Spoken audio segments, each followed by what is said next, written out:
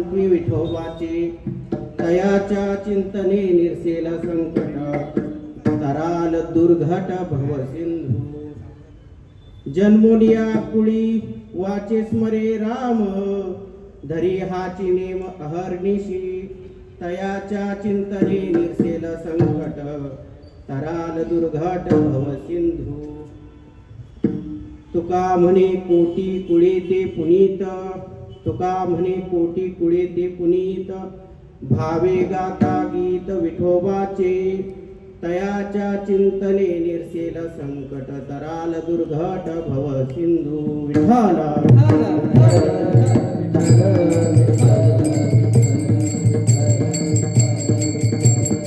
महायोग पीठे तटे भीमरथ्या वरं पुंडरीकाय दातुं मुनीन्द्रैः समागत्य तिष्ठन्तमानन्दकन्दं परब्रह्मलिङ्गं भजे पाण्डुरङ्गम्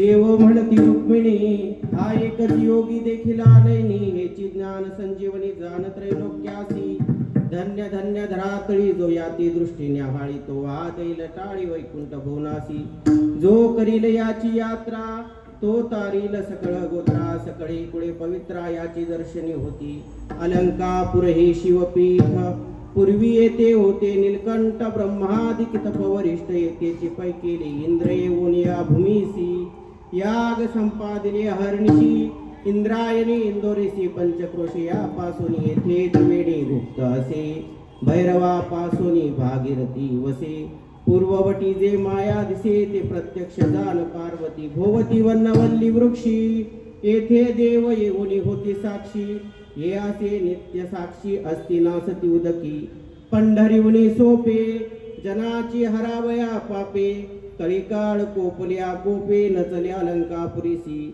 ऐसे सांगता हरीसी प्रेम ओसंडले रुक्मिणीसी म्हणे धन्य धन्य जयाचे कुशी ज्ञानदेव जन्मले नामा म्हणे माझा स्वामी वसे संत समागमी ऐसे सांगितले ग्रामी अलंकापुरासी नमो ज्ञानेश्वरा नमो ज्ञानेश्वरा नमो ज्ञानेश्वरा नमो ज्ञानेश्वरा नमो ज्ञानेश्वरा नमो ज्ञानेश्वरा नमो ज्ञानेश्वरा नमो ज्ञानेश्वरा निवृत्ती उदारा सोमादेवा निवृत्ती उदारा सोमादेवा निवृत्ती उदारा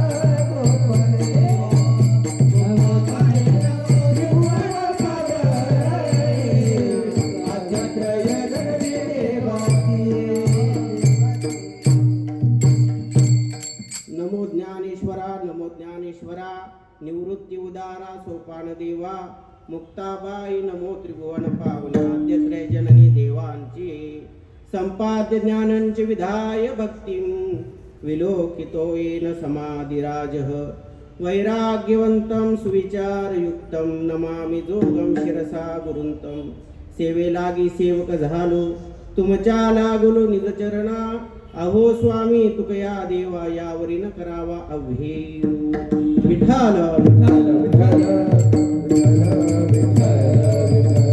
सारासार विचार करा उठा उठी नामधरा कंठी विठोबाचे तयाच्या चिंतने निर्सेल संकट तराल दुर्घट भवसिंधू प्रस्तुत प्राप्त प्रसंगी सेवेकरता घेतलेला अभंग वैराग्य रागरसित देहू निवासी जगद्गुरु तुकोबार यांचा 4 चरणाचा आणि उपदेश करणारा अभंग आहे की मनुष्याला जन्माला आल्यानंतर त्याची इति कर्तव्यता काय आहे किंवा जन्माला आल्यानंतर त्यांनी काय करावं हे सरळ सरळ या अभंगातून सांगितलेलं आहे.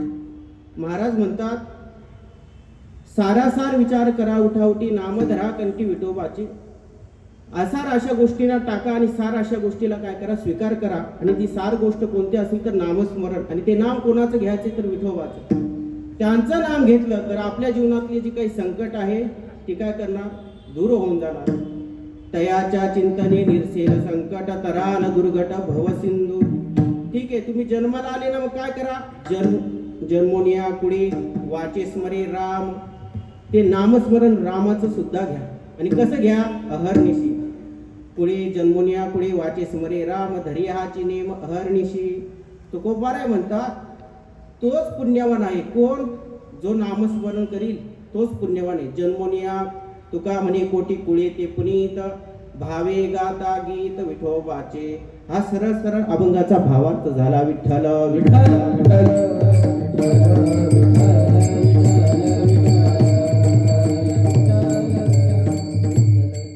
प्रस्तुत सेवा किम निमित्त आहे थोडासा परिहार द्यायचा तो असा की आपल्या पिंपळघर पाटील यांनी गेल्या वर्षी इह वार्ता संपवून हा त्यांचा प्रथम पुण्यस्मरणाचा दिवस आहे. मग यात्रा करत असताना त्यांनी गत वर्षामध्ये यात्रेला प्रारंभ केला होता परंतु आजच्या दिवसाला त्यांना यथोचित जो काही त्यांनी केलेल्या कर्माचा जो काही पुण्य कमवलं असेल त्या कर्माच्या पुण्याने त्यांना योग्य प्रकारची जागा भगवंत त्या ठिकाणी त्यांना आजच्या दिवशी देणार. का कारण की ज्या वेळेस मनुष्य मरतो त्यावेळेस पटकन लगेच वर जात नाही. जाता जाता 1 वर्षाचा कालावधी लागतो. त्या 1 वर्षाच्या कालावधीत जाता जाता त्यांनी केलेले पाप असेल त्यांनी केलेलं असेल पुण्य असेल त्या पुण्याचाही वाटा त्या वाटेमध्ये जात जात असताना देत असतात आणि केलेलं पाप असेल त्याचाही वाटा ह्या इह लोकाच्या यात्रेमध्ये 1 वर्षाच्या कालावधीमध्ये दिला जातो.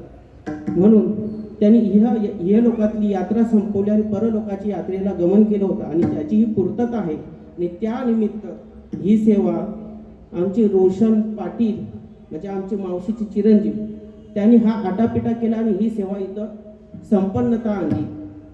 बघायला गेलं कुठेतरी त्या संतोष पाटील आमच्या जावयांचं पुण्य असावं लागेल. कोणाच्याही दरबारात म्हणा कोणाच्याही घरी म्हणा भगवत चिंतनाची सेवा होत नाही. ज्या अर्थी जिथं भगवत कार्य होतं भगवत चिंतन होतं त्या अर्थी त्या तिथं काय असावं लागेल ते कुळ पवित्र असावं लागेल.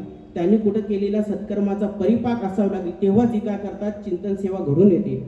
म्हणून बघायला गेलं तर त्यांच्या पाठीमाग कुठंतरी पुण्याचा वाटा असावा आणि ही सेवा इथं करायला आम्ही पुढे आलेलो आहोत. विठ्ठल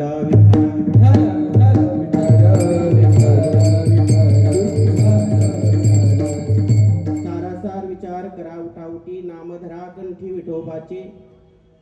परंतु ह्या अभंगामध्ये जगद्गुरु तुकोबारे सांगतात मनुष्य जन्माला आला ना की जन्माला आल्यानंतर पहिली गोष्ट हा नरदेह काय कोणालाही प्राप्त होत नाही.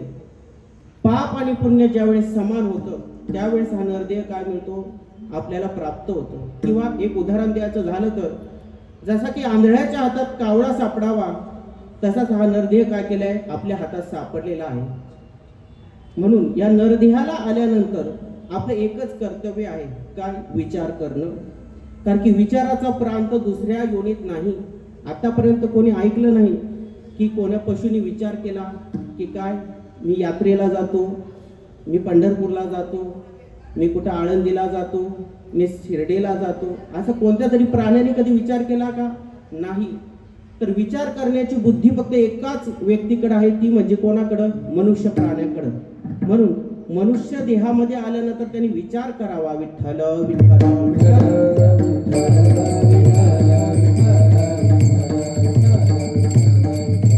विचार करत असतात. त्यांनी विचार दोन प्रकारचा सांगितला जातो, एक आहे सुविचार आणि एक आहे कुविचार. आता बघायला गेलं तर मनुष्याच्या ठिकाणी दोन्ही विचार प्रवृत्त होतात. जर त्याला वाटलं आपण सुविचार करावा तर तो सुविचार पण करणार, आणि ज्याला वाटलं आपण कुविचार करावा तो कुविचार पण करणार. परंतु सुविचार करत असताना सत्संगती असावी लागते, पण तो कुविचार करत असताना दुर्बुद्धी म्हणजे दुष्ट लोकांची संगती असावी लागते. जसं की सुविचार, कीर्तनाला यावं वाटलं म्हणजे हा काय आपला सुविचार आहे, चांगला विचार आहे. तर आपण जर एखाद्या नाही जिथं जाऊ नये अशा ठिकाणी जाण्याचा विचार केला, तो विचार कोणता आहे? आपला कुविचार आहे. म्हणून मनुष्याने जन्माला आल्यानंतर भगवंताने हा जन्म कशासाठी दिला असेल ह्याची इति कर्तव्यता मनुष्याने काय केली पाहिजे? जाणून घेतली पाहिजे. आणि त्याच प्रकारचा मनुष्याने काय केला पाहिजे? विचार केला पाहिजे. मग हे विचार करत असताना शास्त्राने सर्व प्रकारचा विचार सांगितला. जर तुम्हाला तुमचा उद्धार करून घ्यायचा असेल तो पण विचार शास्त्रानेच सांगितला, आणि तुम्हाला जर तुमचं वाटोळं भिवंडी करून घ्यायचे असेल तर तोही विचार कोणी सांगितला? शास्त्रानेच सांगितला. म्हणून शास्त्र तुम्हाला चांगलाही मार्ग दाखवतो आणि शास्त्र तुम्हाला वाईटही मार्ग दाखवतो. फक्त एकच आपलं कर्तव्य आहे की ते शास्त्र सांगत असताना शास्त्राचा योग्य प्रकारचा अभ्यास केला तर नक्की शास्त्राला काय सांगायचं आहे हे आपल्याला काय केलं पाहिजे? कळून घेतलं पाहिजे. जर आपल्याला ते कळून घेता नाही आलं म्हणजे आपला विचार कसा नाही? परिपक्व नाहीये. मग तो विचार कोणाच्या संगतीत परिपक्व होईल? तर तो सत्संगतीमध्ये परिपक्व होणार. विठ्ठल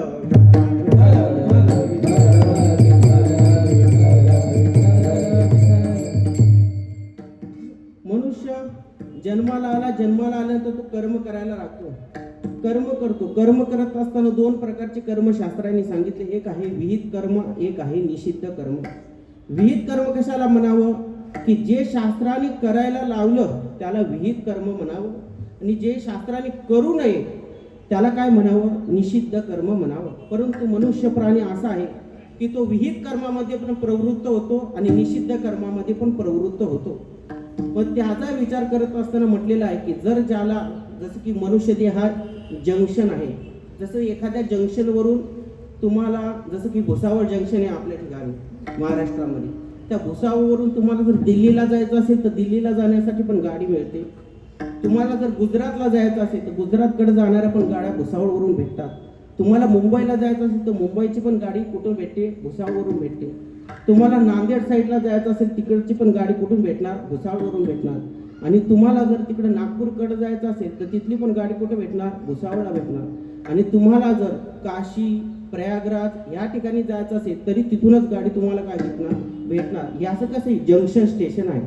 तसंच मनुष्य देह हा पण कसा आहे? जंक्शन स्टेशन आहे. तुम्हाला जर वाटलंच स्वर्गाला जावं तर ह्यातून स्वर्गाला पण जाता येतं. तुम्हाला वाटलं नाही आपण वैकुंठाला जाऊ, मग तुम्हाला वैकुंठाला पण जाता येतं. तुम्हाला वाटलं नाही पुन्हा आपल्याला जन्मालाच यायचे, मग तुम्हाला जन्माला पण येता येतं. आणि तुम्हाला वाटलं नाहीच नाही, अहो लय पुण्य केलं आपण कुठे जाऊ? आता नरकात जाऊ. मग तुम्हाला नरकालाही जायचं असेल तर तुम्हाला याच देहातून नरकाची वाट धरता येते.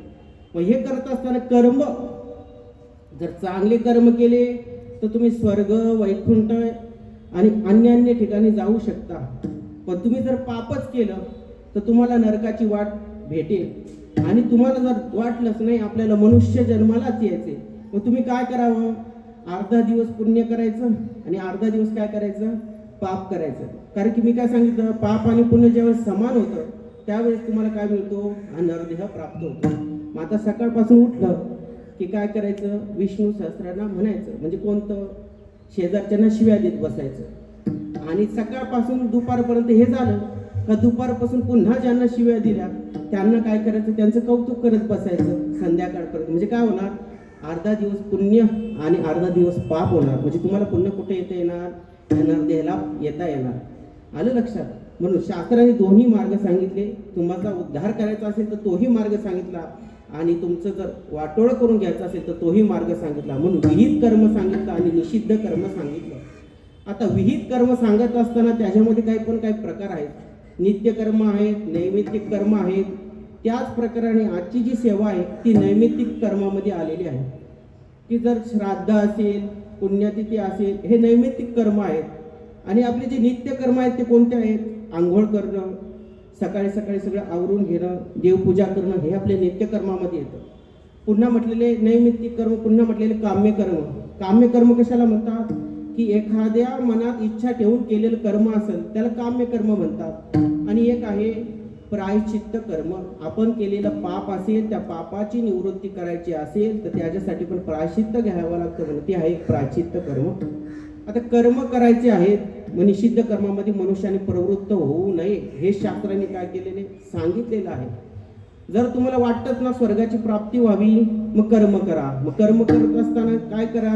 स्वर्गो कामो यजेत. स्वर्गो कामो यजेत म्हणजे जर स्वर्गाची तुम्हाला इच्छा असेल, कारण की तुम्ही इहलोकातले भोग भोगून तुम्हाला काय आनंद प्राप्त होत नाही, मग तुम्हाला काय वाटतं? काय नाही, इथं काय आहे, चालण्यासाठी फक्त डांबराच्या सडका आहेत. मग तुम्हाला वाटतं काय नाही, हिरा मोत्यांच्या सडका असाव्या, माणिक मोत्यांच्या सडका असाव्या. कुठं त्या सडका? स्वर्गात आहेत, तिथं जाऊन भोगा. तुम्हाला वाटलं ना नाही, इथं काय इतके काही पेय वस्तू चांगले नाही, एकदम हलक्या वस्तूचे पेय आहेत, म्हणजे पिणारे पदार्थ. मग तुम्हाला काय वाटणार? नाही, आपण काय पिलं पाहिजे? अमृत पिलं पाहिजे. मग अमृत पिण्यासाठी कुठे जावं लागत? स्वर्गात जावं लागत. मग म्हटलं मग स्वर्गात, मग शास्त्राने काय सांगितलं? 100 यज्ञ करा. काय? 100 यज्ञ करा. स्वर्गो कामो यजे. ज्याला स्वर्गाची इच्छा आहे त्याने काय केलं पाहिजे? यज्ञ केलं पाहिजे. मग किती यज्ञ करा? 100.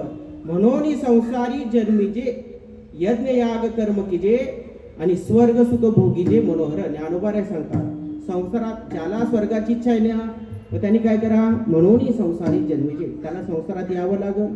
संसारात आल्यानंतर त्यांनी काय केलं पाहिजे? यज्ञयाग कर्म कीजे. यज्ञ करावे. किती करावे? 100 यज्ञ करावे. आणि 100 यज्ञ केल्यानंतर मग स्वर्ग सुख भोगीजे मनोहर, अशा प्रकारचा स्वर्गाचा भोग घ्यावा असं म्हटलेलं आहे. मग मनुष्याला इच्छा होईल, आता कुठे जावं आपण? स्वर्गात जावं. का नाही? परंतु स्वर्गाचाही मार्ग पत्करत असताना ते यज्ञामध्ये म्हणतात की हत्तीच्या सोंडे एवढी धार सतत टाकावी लागते. ती पण कशाची? तेलाची नाही, तुपाची धार टाकावी लागते. आता तूप म्हटलं की सगळे म्हणतात चूप. का? कारण की तूप घेण्या इतकी पावर कोणाकडे नाही. आणि हत्तीच्या सोंडे इतकी जर तुपाची धार टाकायची असेल तर ते कोणालाही शक्य नाही. त्याच्यामुळं स्वर्गही प्राप्त करून घेणं आपल्याला कसं आहे? कठीण आहे. ठीक आहे. पुढे म्हटलं नाही स्वर्ग, ठीक आहे म्हणे, मग काय करायचं आता? मग म्हणे आम्हाला नरकाची तरी प्राप्ती करून द्या. ते म्हटले ठीक आहे ना, मग नरकाची प्राप्ती पाहिजे ना तुम्हाला, मग नरकाची प्राप्ती मिळावी. विठ्ठला विठ्ठला नरकाची प्राप्ती पाहिजे, मग त्याच्यासाठी पण 7 प्रकारचं कर्म केलं पाहिजे. तेही सांगतात शास्त्रकार की द्युतंच मांसम मदिराच वेश्यापत मृगयार्थ चोर्यम परदार सेवा एतानि सप्त व्यसनानि लोके घोराती घोरम नरकम नयंती. नरकाला जाण्यासाठी 7 वाटा सांगितल्या. काय केलं पाहिजे? स्वर्गाला जाण्यासाठी जसं यज्ञ केले पाहिजे तसे नरकाला जाण्यासाठी पण काय केलं पाहिजे? द्युतम. पहिलं सांगितलं द्युतम, 7 प्रकार, 7 व्यसनं सांगितली. पहिलं आहे द्युत. द्युत म्हणजे काय? आपल्या भाषेत जुगार. दूध खेळा. दूध खेळल्याने काय होईल? तुमचा नरकाची वाट आहे ती एकदम साफ, त्या वाटेमध्ये एक काटा सुद्धा सापडणार नाही जाताना. ही वाट कशाची आहे? नरकाची. जुगार खेळा, तुम्हाला नरकाची प्राप्ती होईल.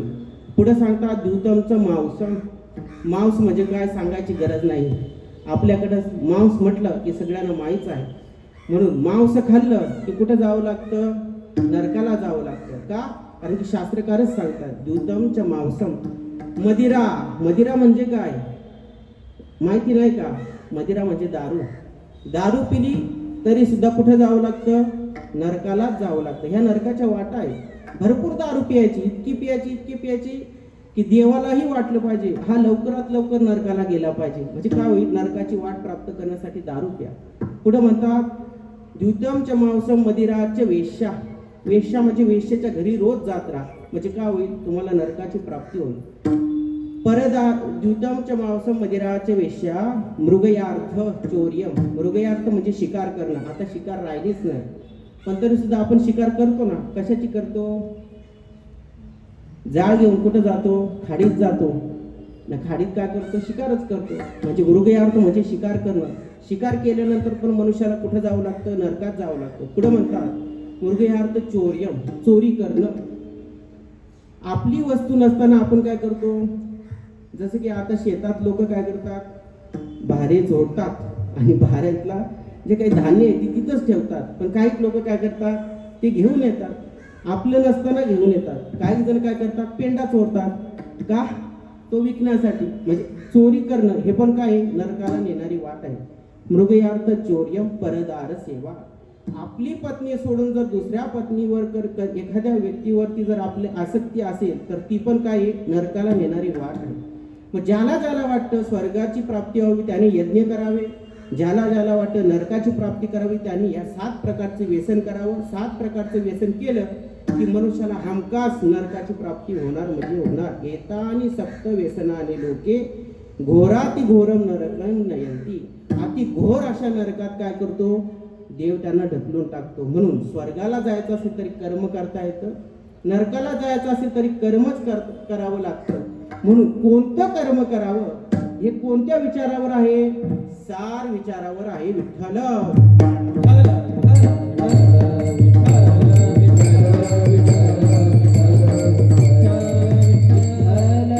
मग आता तुम्हाला कळालं सार विचार करावा लागेल. सार विचार कुठून येणार?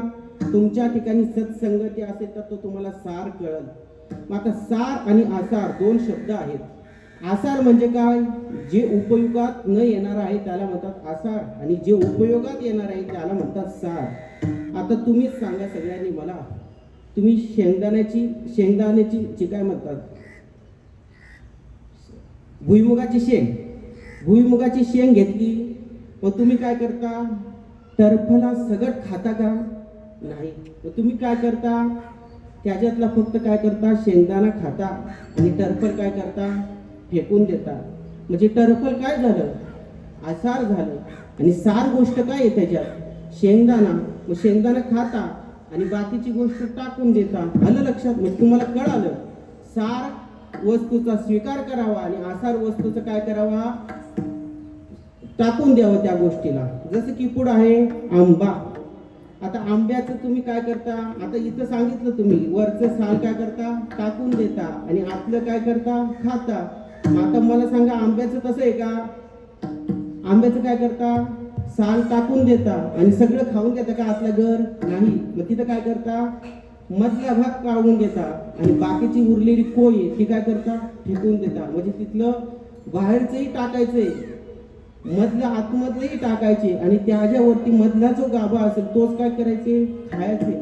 म्हणजे काही गोष्टींचा आसार आणि सार विचार करताना आपण विचार करावा लागतो. मग तुम्हाला कळलं आता नक्की सार काय आणि आसार काय. आलं लक्षात? आता पेढा म्हणा, पेढा खाताना पेढा, आता याच्यातून काय टाकावं लागेल तुम्हाला? काय टाकावं लागेल का? नाही ना. तसंच भगवत नाम हे कसं आहे? सार आहे. ते कशाप्रमाणे? पेढ्याप्रमाणे. आणि संसार कसा आहे? फलकट तो संसार, फलकट तो संसार, फलकट तो संसार, फलकट तो संसार. हे सार भगवंत, हे सार भगवंत, हे सार भगवंत, हे सार भगवंत, हे सार भगवंत. फलकट तो संसार. फलकट म्हटलं ना म्हणजे काय? आसार. आसार गोष्ट काय? संसार. आता तुम्हीच म्हटले आम्ही जे मुंगफळीची जी काही शेंग होती त्याचं काय केलं? टरफल फेकलं. टरफलालाच काय म्हणतात? फलकट. मग फलकट फेकलं आणि काय? सार रूपी गोष्ट खाल्ली. मग संसार कसा आहे? फलकट तो संसार, येथे सार भगवंत. फलकट म्हणजे आसार अशा संसाराचा त्याग करावा आणि सार रूपी नामस्मरणी रूपाचा काय करावा? स्वीकार करावा. तरच काय होईल? जसा की पेढा तुम्ही त्याला डोळे बंद करून खा, नाहीतर मग उघडे ठेवून खा. नाहीतर एखाद्याने येऊन लगेच तुमच्या तोंडात असाच्या असा टाकू द्या, तरी तो तुम्हाला कसा लागेल? गोडच लागणार ना.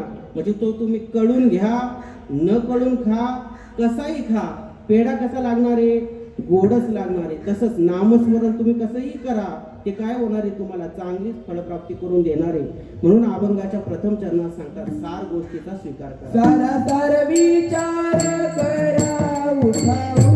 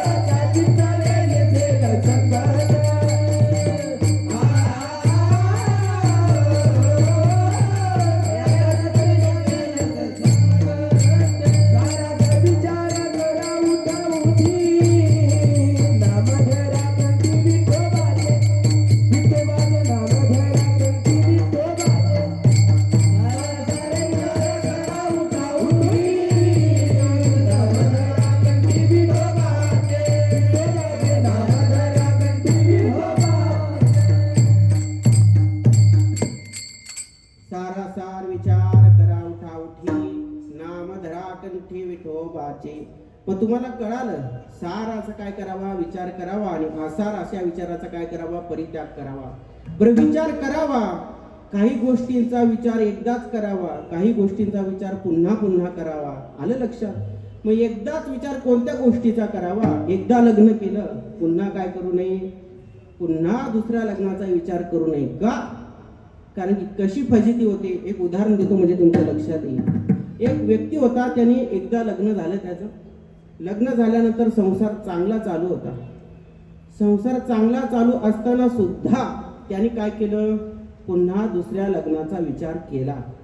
माझं म्हणणं काय, फक्त माणसाने काही गोष्टींचा एकदाच विचार करावा, काही गोष्टींचा पुन्हा पुन्हा विचार करावा. पण त्या मनुष्याने काय केलं?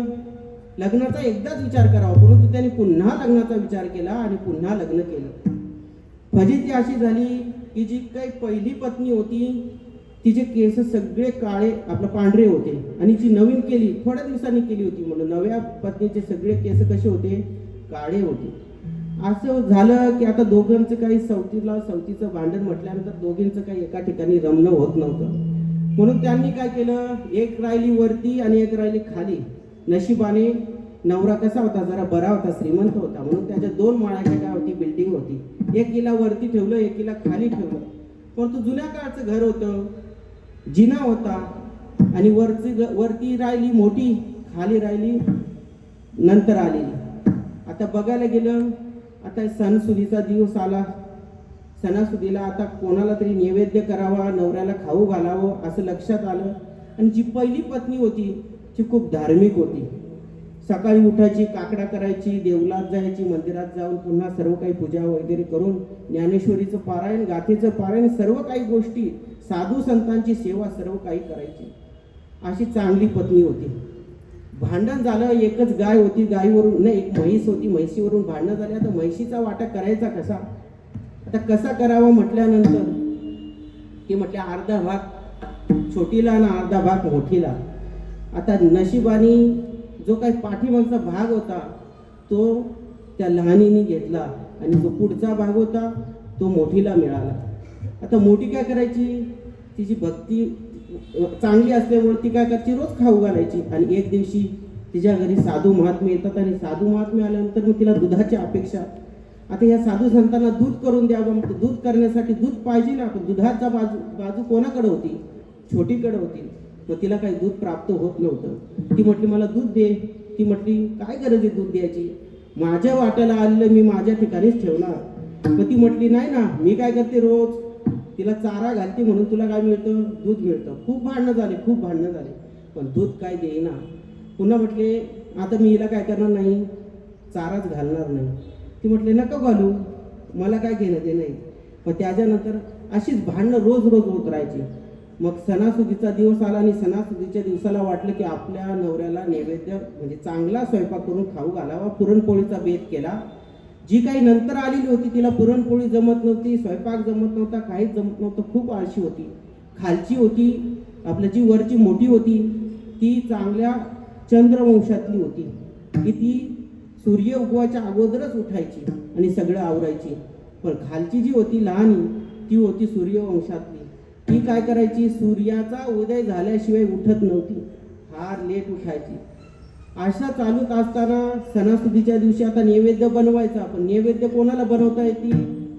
जी सकाळी लवकर उठेल तिचा नैवेद्य होईल. आणि दोघांची भांडणं झाल्यानंतर त्यांनी सांगितलं ज्याच्या घरी स्वयंपाक लवकर होईल तिथं मी काय करणार, जेवायला येणार. असं म्हटल्यानंतर मोठीला वाटलं बरंच झालं म्हणे, ही तर काय लेट उठते, ही लवकर काय उठणार नाही, म्हणून मीच काय करतो स्वयंपाक लवकर आवरून पतिदेव माझ्याचकडे जेवायला येतील. असं म्हटल्यानंतर आता सकाळी उठली, लवकर स्वयंपाक वगैरे आवरलं. खालची काही उठलीच नव्हती, पण उठली नाही. पण तिला वाटलं आता नवरा वरती जाईल. आता त्याने वरतून आवाज आल्यानंतर हा वरती निघाला. आता जिन्यात गेला आणि अर्धा वरती आणि अर्धा खाली. खालून खालचीने धरलं आणि वरतून वरचीने धरलं. आता त्याला होती शेंडी, कारण तो पण काय होता, बुवाच होता. आता बुवा असल्या कारणाने शेंडी होती. मग त्याने काय केलं, आता वरचीने शेंडी धरली, वरती या स्वयंपाक केलेले, खालचीने केला नव्हता पण तिने पाय धरलं. पण ती म्हटली मी काय वरती जाऊ देणार नाही, माझाही स्वयंपाक झाले, तुम्हाला काय करावं लागेल, खालीच जावं लागेल. आता दोघांची ओढा ताण, खालची ओढते, वरतून वरची ओढते. बघता काय त्या बुवाची शेंडीच तुटली डायरेक्ट आणि तो खाली पडला. ही झाली फजिती. म्हणजे एकदा विचार केला लग्नाचा, त्याचा पुन्हा विचार करू नये मनुष्याने. असं म्हणता त्याची शेंडी तर गेलीच गेली. आणि एक दिवशी झोपलेले असताना त्या पतिदेवाचे केस काही पांढरे होते आणि काही काळे होते. तर आता एकीला वाटलं, जी खालची होती तिचे केस कसे होते, सगळे काळे होते. मग तिला वाटलं आपल्याला नवरा काय शोभत नाही, म्हणून तिने काय केलं, जे पांढरे जी केस होती ती काढायला लागली. आणि वरचीला वाटलं हा म्हणे माझ्या विरोधात काम करते का, म्हणे मला नवरा काळा असलेला मला शोभणार नाही. मग ती काय करायला लागली, त्या बुवाचे काळे केस तोडायला लागली. आणि बघता काय झालं, अख्खी चप्पी झाली बुवाची. आलं लक्षात? म्हणजे विचार करावा मनुष्याने, पण काही गोष्टींचा पुन्हा विचार करू नये. म्हणून संसार करावा ना, एकदाच लग्नाचा विचार करावा, तो पुन्हा करू नये. परंतु नामस्मरणाचा विचार करत असताना मनुष्याने काय केलं पाहिजे, अहर्निशी नामस्मरण केलं पाहिजे. हेच अभंगाच्या तृतीय चरणात. जन्मोनी या पूर्वी वात करावा, जन्मोनी या पूर्वी वाते स्मरावा, जन्मोनी या पूर्वी वाते स्मरे राम, जन्मोनी या पूर्वी वाते स्मरा राम, जन्मोनी या पूर्वी वाते स्मरा राम, जन्मोनी या पूर्वी वाते स्मरा राम, जन्मोनी या पूर्वी वाते स्मरे राम, जन्मोनी या पूर्वी वाते स्मरे राम. धरी हातीने मान अहर्निती, धरी हातीने मान अहर्निती, दयाच्या चित्ताने केलं संकट, दयाच्या चित्ताने केलं संकट. धरी हातीने मान अहर्निती, हातीने मान अहर्निती, दयाच्या चित्ताने केलं संकट, दयाच्या चित्ताने केलं संकट. म्हणून काही गोष्टींचा पुन्हा विचार करावा.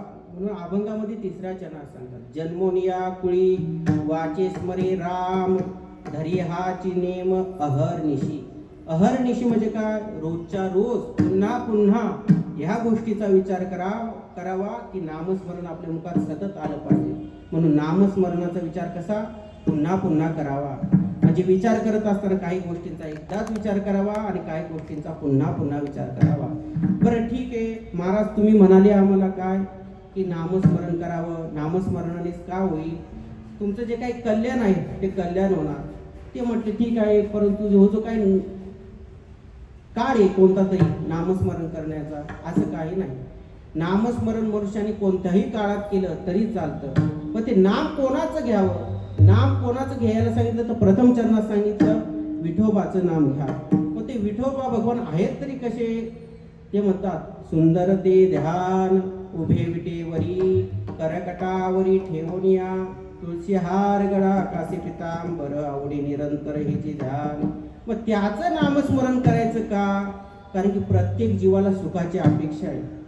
कारण की तुमच्या ठिकाणी प्रत्येकाच्या ठिकाणी दुःख नावाची गोष्ट आहेच ना. का कोणी असा आहे इथं बसलेला तो सांगू शकतो का मी खूप सुखी आहे म्हणून, की मला कधी दुःखच झालं नाही म्हणून. असा कोणताच जीव नाही की त्याला दुःख नावाची गोष्ट नाही म्हणून. मग हे दुःख जाईल कोणाच्या नामस्मरणाने, तर पंढरी पांडुरंग परमात्म्याच्या नावाने जाईल का, कारण की सुखरूपायसा तुझा कोण सांगा, माझ्या पांडुरंगाचा रिखातो, माझ्या पांडुरंगाचा रिखातो, माझ्या पांडुरंगाचा रिखातो, माझ्या पांडुरंगाचा रिखातो. सुखरूपाईचा तुझ्या कोणी सांगा, सुखरूपाईचा तुझा कोण सांगा, सुखरूपाईचा तुझ्या कोणी सांगा, सुखरूपाईचा तुझा कोण सांगा. माझ्या पांडुरंगाचा रिखातो, माझ्या पांडुरंगाचा रिखातो, माझ्या पांडुरंगाचा रिखातो, माझ्या पांडुरंगाचा रिखातो. कारण की सुखाची राशी असणारा फक्त भगवान परमात्मा पंढरीश पांडुरंग परमात्माच आहे. त्याच्या व्यतिरिक्त सुख कोणाकडेच नाही. आता तुम्ही म्हणाल कसे काय महाराज तुम्ही म्हणता, ठीक आहे ना, तुमच्या मनात शंका येण्याचं कारण आहेच. कारण की सुख म्हटलं की अन्य ठिकाणी काय होतो, सुख होतो. मग परत मनुष्याला विचारलं का हो, आम्हाला तर अन्य प्रकारच्या ठिकाणी सुख होतो. तुम्हाला एक उदाहरण देतो म्हणजे तुमच्या लक्षात येईल. 2 वर्ग होते आणि त्या 2 वर्गामध्ये मुलं होते. शिकत असताना दोन्ही वर्गात शिक्षक वेगवेगळे होते आणि शिकवत असताना एक दिवशी अधिकारी येतो. एका वर्गात जातो, एका वर्गात गेल्यानंतर त्या अधिकाऱ्याने त्या वर्गात प्रश्न विचारतो, मुलांना सांगा म्हणे नवत्रिक किती. एक कुठला नवत्रिक म्हणे 30, एक म्हटला नवत्रिक म्हणे 50, एक म्हटला नवत्रिक 100. असं म्हणत असताना कमीत 60 विद्यार्थी त्या वर्गात होते. 60 विद्यार्थ्यांचे प्रत्येकाचा उत्तर वेगळं आलं, पण कोणीच योग्य उत्तर दिलं नाही. प्रत्येकाच्या भाषेत बघायला गेलं तर नवत्रिक प्रत्येकाचं वेगळंच निघालं. परंतु दुसऱ्या वर्गात गेला अधिकारी म्हटला ह्या वर्गाला काही विचारण्यात अर्थच नाही. दुसऱ्या वर्गात गेला, दुसऱ्या वर्गात गेल्यानंतर तोच प्रश्न त्याही विद्यार्थ्यांना विचारलं. त्या विद्यार्थ्यांना विचारलं म्हटल्यानंतर त्याने सांगितलं नवत्रिक किती. त्या विद्यार्थ्यांनी प्रश्नाचं उत्तर दिलं नवत्रिक 27. असं म्हणता म्हणता 60ही विद्यार्थ्यांना विचारलं नवत्रिक किती. 60 विद्यार्थ्यांनी एकच उत्तर दिलं, काय, नवत्रिक 27. ह्याच्या व्यतिरिक्त उत्तर कोणाचंही बदललं नाही. आता प्रसंगावधानी 2 वर्ग होते. 2 वर्ग कोणाचे होते ते बघायला गेलं तर एका वर्गात प्रत्येकाची भिन्न भिन्न व्याख्या झाली नवत्रिक 27च्या बाबतीत, आणि एका वर्गात फक्त नवत्रिक 27. सर्वांनी एकच उत्तर दिलं का, कारण की एक वर्ग होता संसारिकाचा आणि एक वर्ग होता परमार्थिकाचा. आलं लक्षात. आता ज्या वर्गामध्ये सगळ्यांनी उत्तर भिन्न भिन्न दिलं ना, आता त्यांचं सांगतो. आता हे नवत्रिक 27 म्हणजे काय, सुखाचा प्रश्न विचारल्यानंतर जो काही पहिला वर्ग होता त्याने प्रत्येकाने वेगवेगळं सांगितलं. एकाला म्हटलं का हो तुम्हाला सुख का झालं, काय नाही आम्हाला मुलगा झाला मला सुख झालं. एकाला विचारलं तुला सुख का झालं, तो म्हणायला नाही माझं आज लग्न झालं मला सुख झालं. तिसऱ्याला विचारलं तुला सुख का झालं, काय नाही आज लॉटरीचं तिकीट लागलं मला काय झालं, सुख झालं. बाकीच्यांनाही विचारलं तुम्हाला का सुख झालं, काय नाही शेजारच्याची माडी जळून गेली म्हणून मला काय झालं, सुख झालं. बाकीच्यांना विचारलं तुला काय सुख झालं, काय नाही म्हणे असंच बसतो म्हणून मला काय झालं, सुख झालं. म्हणजे प्रत्येकाची सुखाची व्याख्या त्या वर्गात भिन्न भिन्न अशा पद्धतीने होती. कोणाला बायकोत सुख, कोणाला मुलात सुख, त्याच मुलांनी लात मारली का पुन्हा दुःख. आलं लक्षात. म्हणून सुखाची व्याख्या संसाराची भिन्न भिन्न स्वरूपाने आहे. परंतु सर्वांचं एकच उत्तर फक्त परमार्थिक मनुष्य देऊ शकतो आणि परमार्थाचा वर्ग आहे दुसरा. त्या सर्वांनी सांगितलं नवत्रिक किती सरता विसत. आपण प्रमाण म्हणून गेलो काय, सुख रूपायचा तुझा कोणी सांगा, माझ्या पांडुरंगा सारे कातो.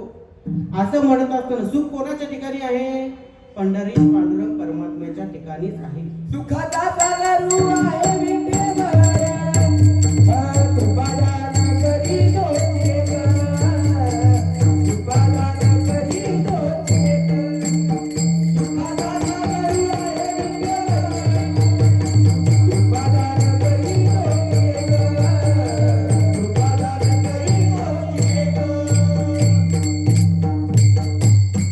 पण ते दुसरा वर्ग आहे, तो दुसरा वर्ग साधू संतांचा आहे. मग त्या साधू संतांच्या मध्ये अग्रगणी असणारे ज्ञानोबारायांना विचारलं का हो ज्ञानोबा आहे खरंच का सुखाचा सागर कोण आहे, पांडुरंग परमात्माचा आहे का. मग त्यावेळेस ज्ञानोबार पण सांगतात सर्व सुखाचे आगर बाप रखमा देवीवर.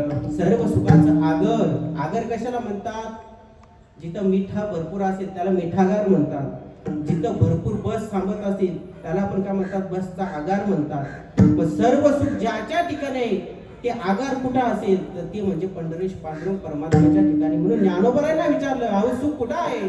ज्ञानोबारे सांगतात सर्व सुखाचे आगर बाप रखमा देवीवर. हे झाला पहिला विद्यार्थी. दुसरा विद्यार्थी आहे नरहरी महाराज. त्यांना विचारलं अहो सुख कुठं आहे. तेही म्हणतात सर्व सुखाचे आगर म्हणे नरहरी सोनार. तुम्ही म्हटले ठीक आहे तुम्ही सर्व पुरुषांचं सांगतात म्हणे बाईचं तरी एखादं प्रमाण सांगा का, आम्हाला एक आरक्षण आहे. बाई पण सांगते. जनाबाईंना विचारलं का हो जनाबाई महाराज सांगा सर्व सुखाचा आगर कोण आहे. तेही म्हणतात सर्व सुखाचे आगर म्हणे जनी म्हणे शारंगधर. सर्व सुखाचा आगर असणार जनाबाई महाराज पण म्हणतात कोण आहे, शारंगधर म्हणजे पंढरीश पांडुरंग परमात्माच आहे. तुकोबारायांना विचारलं तेही प्रमाण आपण बोलून गेलो. सुखरूप पायसा दुजा कोण सांगा, किंवा तुका म्हणे माझे हेची सर्व सुख पाहिन श्रीमुख आवडीने. त्या पंढरीश पांडुरंग परमात्म्याच्याच ठिकाणी सुख आहे. म्हणजे कितीही संतांना विचारलं तर सर्व संत काय सांगतात, सर्व सुखाचा आगार सर्व सुख कोणाच्या ठाई आहे तर पंढरीश पांडुरंग परमात्म्याच्याच ठिकाणी आहे. म्हणून काय केलं पाहिजे, त्या पंढरीश पांडुरंग परमात्म्याचं नाम घेतलं पाहिजे. म्हणून सर्वांनी एकदा प्रेमाने त्या पंढरीश पांडुरंग परमात्म्याचं नाव घ्यावे. विठोबा